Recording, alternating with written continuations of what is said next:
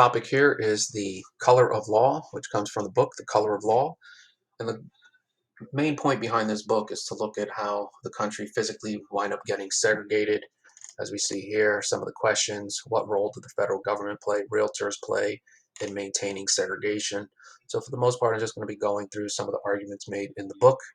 And so the first item here is the FHA insured loan. So the FHA insured loan is going to provide for banks backing. So here we have a bank, and the bank lends out money to people. So then the people can go out and purchase the home of their choice.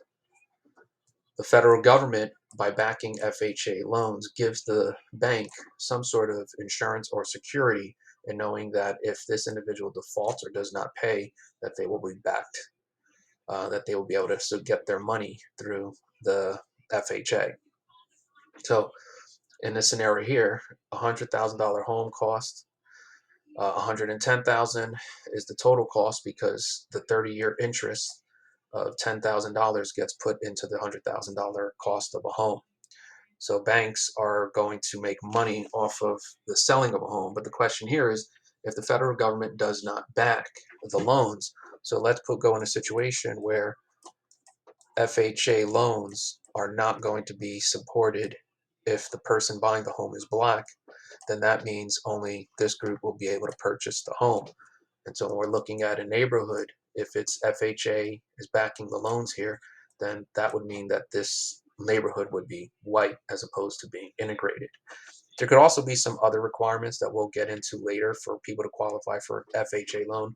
I don't want you to think that the government did not provide loans to black Americans. It was just based on condition. So the end result is going to be that black Americans are going to be in a situation where they're not going to be able to obtain the home. You now get into a situation possibly where interest rates vary. So in the scenario before, if we're looking at the home costing $100,000, well, if that's for white Americans, and then black Americans are going to be charged more. So now that home winds up costing for whites 110, and for, let's say, black Americans, it's going to be 120,000. So that's how you get to physical segregation, because the barrier becomes economics. If you're arguing that other groups will bring down property values, so what exactly does that mean? Let's just say that the individual is able to afford the home. Let's just say that this home is 120, and this one is only 200,000 if it's being sold to somebody black. If it's being sold to somebody white, it should be 120,000. So if everybody in this neighborhood agrees to just sell to whites at this amount, if you're going to sell somebody black, you are now in a position. If the black American wants to move into this segregated neighborhood, there might be certain advantages that the person believes could be the end result of living in this neighborhood, maybe better schools, whatever, a better environment. So let's just say this individual, this house decides, you know what, the black American really wants the home, I'm going to sell it for $200,000. That's going to put these individuals in a dilemma. The question here is, do they want to live integrated?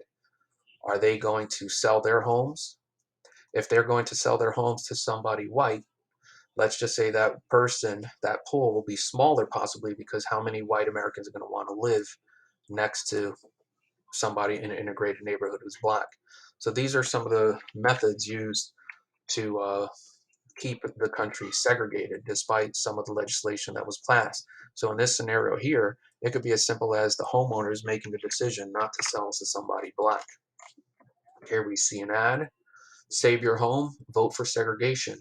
Do not sell your home to someone black. Another method used is zoning. Zoning could be used by a town, to just say, you know what, we are going to put all of our black homes to comply with any sort of federal mandate. We're going to put these homes in areas that are closer to industry.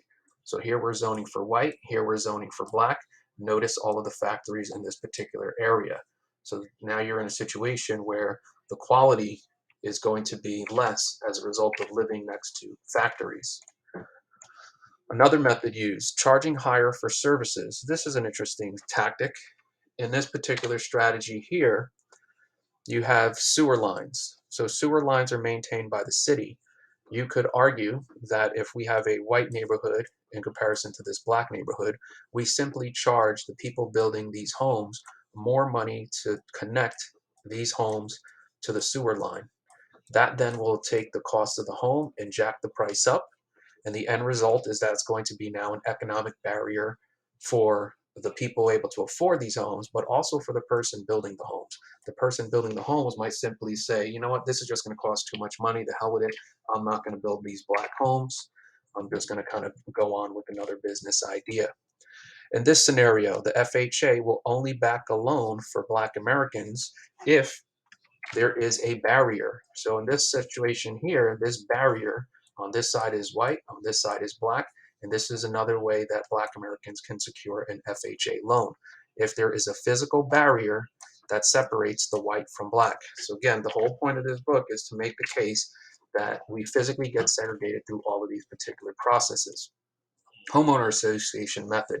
In this method, people, let's just say we have 20 homes, we now have those 20 homes moderated by a homeowners association. Well, if the association just says we are going to not sell to anybody black, that's not the state, that's not the town, that's not the people, that's not the government, that's this association making the decision not to have African Americans. And you can see the language here, which identifies race. And this is the language that's used in one of the homeowners association samples that are in the book. Long-term impact. If we're looking at the long-term impact here, black potential home buyers in comparison to white, it's looking at the fact that they cannot buy a home, which means they're not able to sell a home, which means they have nothing to sell. And what that means is inherited wealth. Let's look at a situation where a family in the 1940s or the 1930s, a white family is able to secure a home, whereas the black family has to rent. The end result is that when these individuals who initially bought the home pass, they are able to will that to their children. And that's how you get to what's called inherited wealth. Here we have some sections from the book. And if you are not going to, if you're still able to maintain a home, you might just be met with violence, which is what you see in this particular image here where this family was targeted. So that section there is about violence.